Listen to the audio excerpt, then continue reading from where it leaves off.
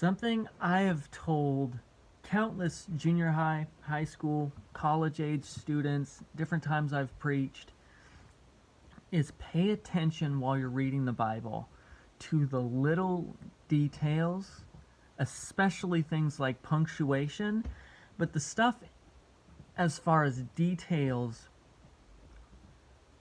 that are kind of revealing something that's deeper into the text.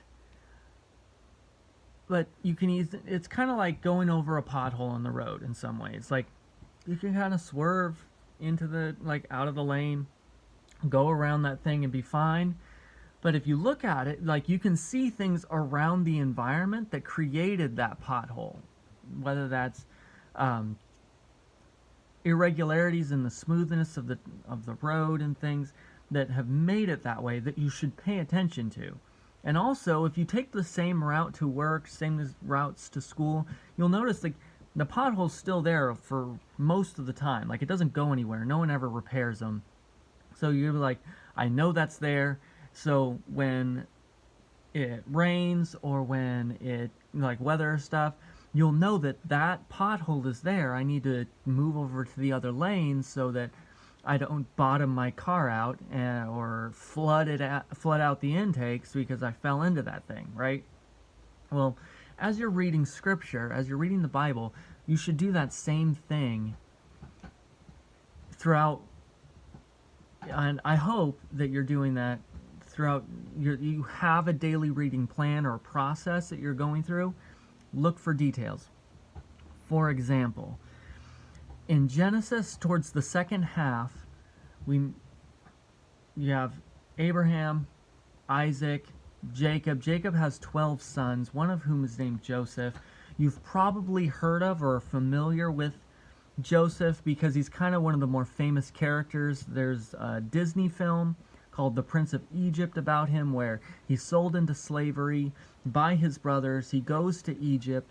He works his way up. He's kind of a hard luck / pull yourself up by your own bootstraps type case in a lot of ways. And people tend to preach it that way. But there's just a gold mine of amazing little details hidden, sewn throughout the text that are really cool, that if you pay attention, you can see them, and it'll change a lot of things about the story. So for instance, in chapter 43, if you're not familiar with the story, let me catch you up. So he has dreams, and the dreams tend to, like, foretell things in the future. And so the Pharaoh of Egypt has two dreams, can't figure out what they mean, gets all of his, like, wise whatevers together. They can't figure out what it means. Well, his cupbearer, who's the guy that, like, tastes the food to make sure that it's okay for him, he was in prison with a kid named Joseph, and he had a dream while he was in there that the dream ended up meaning that he would be restored to his position, but he didn't know what it meant, so he asked Joseph. Joseph told him. Well, 2 years had gone by, and when he heard that Pharaoh had those dreams, he remembered what Joseph did for him, has Joseph brought out of prison, does the whole shebang of interpreting the dreams, and Pharaoh goes, hey, listen, you're going to be in charge now, second in command. I'm the only one over you. And so over all of Egypt, Joseph's the guy. And what the dreams meant is that there would be 7 years of success, good harvests, followed by 7 years of famine. And during those 7 years, Joseph's like, we need to set some stuff aside, save up, prepare for those bad years. The famine comes, and so now Egypt's the only nation that has food. And so they're selling it to other nations, people coming from far away, including Joseph's brothers, who come not recognizing him, not realizing who it is. Well, they pay for some. Joseph actually puts the money back. They bring the stuff back, but some other things happen. They come back.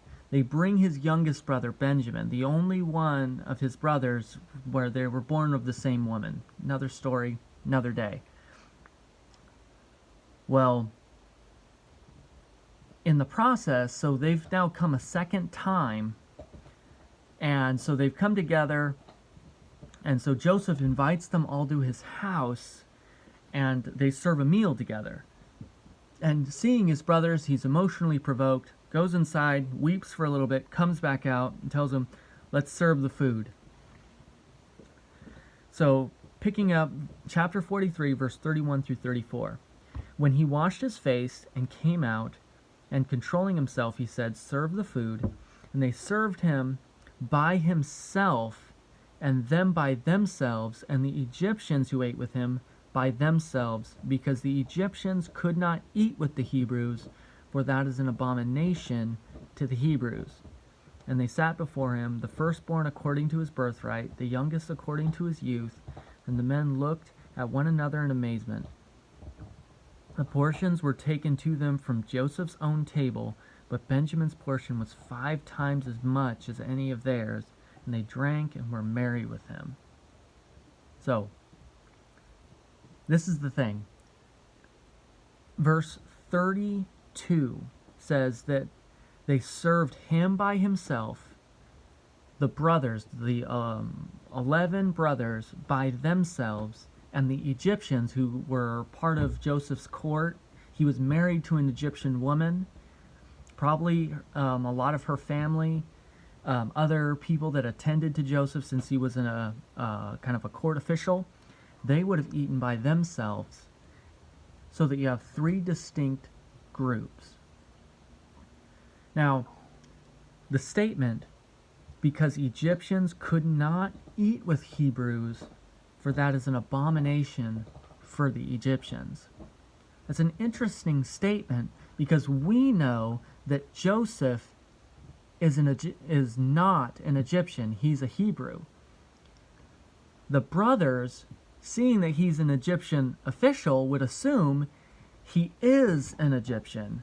But the Egyptians as well, the attendants, the other people that were of the court, probably his own wife, they know that he's a Hebrew. Given those rules, he's not eating with his own brothers because they think he's an Egyptian. But he's not eating with the people of Egypt either, because they know he is a Hebrew. So he's sitting alone. Why is this detail there? Keep in mind, among his brothers, before all of this happened, the coat of many colors moments, he was his father's favorite. So he probably would have had like an esteemed position where he ate by himself or had a larger portion than anyone else. Now, he wasn't given that of his own choice. That's just kind of imposed on him. And even after 38, almost 39 years, still, he was experiencing that same kind of like isolation from the people around him. And despite all of the power that had been given him in Egypt, despite all of the wealth and the lavish things that he experienced in Egypt because of his position, because of what he had done, his faithfulness, he still was just as alone as he had always been. He probably was arrayed in better linens and clothing than the coat of many colors that he had in his father's house. Yet, like, so you have that circular, like, we're back kind of where we started moment, but still, he's just as alone as he had ever been. Because, see, if it's an abomination for Egyptians to eat with Hebrews, his wife was the daughter of the priest of On. So that means that she would have not only had a religious tie to those rules that kept him apart from them, but she would have been obligated to follow them more closely than anybody.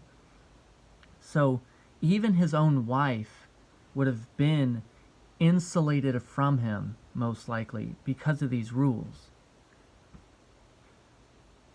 So imagine how alone that, like, you're the only person that knows who you are. His brothers are terrified of him. because they don't realize who it is yet. That part of the story is coming later. But we see that I just kind of like this stuff, the way the Hebrew was written, the way the original Old Testament was written, is that you're supposed to feel just as much as you are supposed to know and understand. Because it's in an oral history. It's something that people would tell each other. If you think about the way like a ghost story around a campfire is told, or the way that families tell stories at holiday meals and stuff, is that you're supposed to feel and laugh and share in the emotions of it just as much as you are supposed to gather the facts. And so as you're reading through this passage, you're supposed to imagine the 3 separate tables, possibly even in 3 separate rooms, maybe not, but 3 separate tables. They're probably like, think about if you're the kid at the kids' table when you went to Thanksgiving or whatever, all of the adult relatives or whatever that you know that you like hearing their fun stories, they're over there, and you're just having to listen in from a distance. That's kind of the setting. And the almost imbalanced dichotomy present between the fact that he has all the power. He could make his brothers starve. He could make entire nations starve if he wanted to, and no one would be able to bat an eye about it. And yet he doesn't have the privilege of eating with people that he cares about just because he wants to. And how often are we as Christians, or we as just individuals, in a similar position where we purposefully isolate ourselves away despite the privileges that have been given to us by technology, the ability to contact someone that's around the world at any moment. Despite all of that, still, we commonly just isolate ourselves away, box ourselves in with Netflix and whatever else, keeping ourselves away from the other people that we care about for no reason.